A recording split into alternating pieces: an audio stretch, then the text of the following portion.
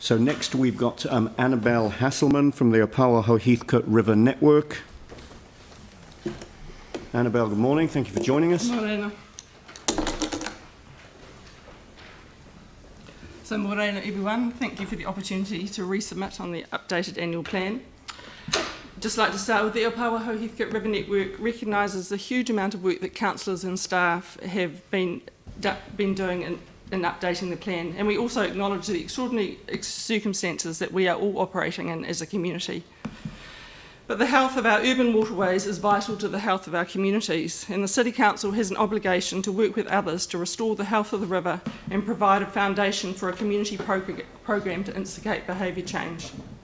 The value placed on our urban waterways was evident in lockdown, with a huge number of individuals and families walking beside the Opawaho Heathcote River. As a river care NGO, the Opawaho Heathcote River Network has become a voice for the Opawaho Heathcote River.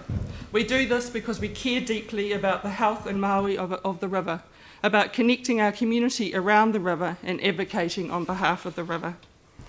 Our previous submission stands, but we have a few.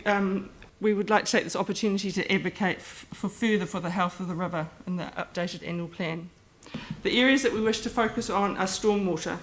Firstly, stormwater. We acknowledge the huge amount of work that the Council has undertaken in the upper catchment, and these projects are fundamental to the ongoing improvement of water quality and water quantity in the river.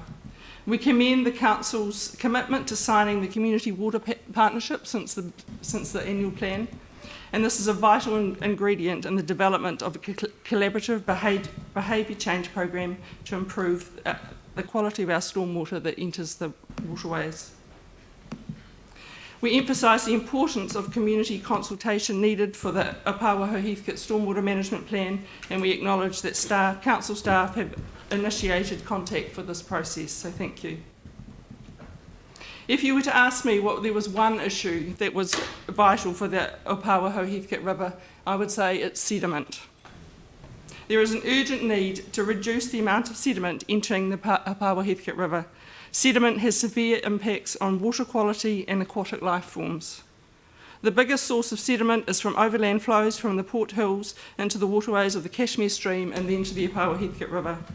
These direct flows of sediment into the waterways are not within the scope of the global stormwater consent and bypass the stormwater infrastructure. Therefore, we are seeking action from the City Council in collaboration with ECAN to set up a specific program to reduce the overland flow of sediment. All agencies need to work together. The City Council should also accept the recommendation from the Christchurch West Melton Zone Committee that the Cashmere Stream and the Port Hills catchments be considered priority catchments.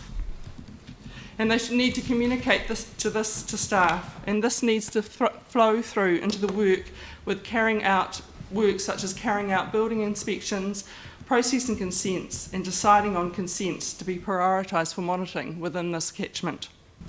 The City Council also needs to lead by example and with works that they carry out on their land, including roading and earthworks. The second area that we want to focus on is wastewater. We acknowledge the support and commitment in the development of the wet weather wastewater overflow construction of the model, and this is essential for improving the quality of our urban waterways. We want to see a reduction in the number of wet weather and dry weather overflows, which are both culturally and environmentally unacceptable into our rivers. We note that the work associated with the updated and recalibrated wastewater overflow model has meant that there has been a reprioritisation of pump station sites in the catchment for upgrading as shown in the plan. But still work needs to happen on these pump stations. And the third area which we wish to focus on is biodiversity. The Opawaho Heathcote River catchment is a site of ecological significance in the district plan. This means the council has a statutory responsibility to manage, maintain and enhance the ecological values of the river. There are huge issues of weeds within the catchment, as Nick Head's Lower Heathcote River Weed Survey has shown. The actions required, all agencies need to work together to consolidate information and develop steps forward for weed management within the catchment. On the issue of glyphosate, The Opawaho Heathcote River Network supports the targeted use of glyphosate for the control and elimination of biodiversity weeds along the river. But it recommends the continued use of herbicide alternatives such as which have been beside the river and in parks and in streets where weed management is for aesthetic reasons. The council needs to educate the public and staff so they understand that sedges and long grass lining the banks of the river improve the habitat for fish and invertebrates. It is also essential for inanga spawning.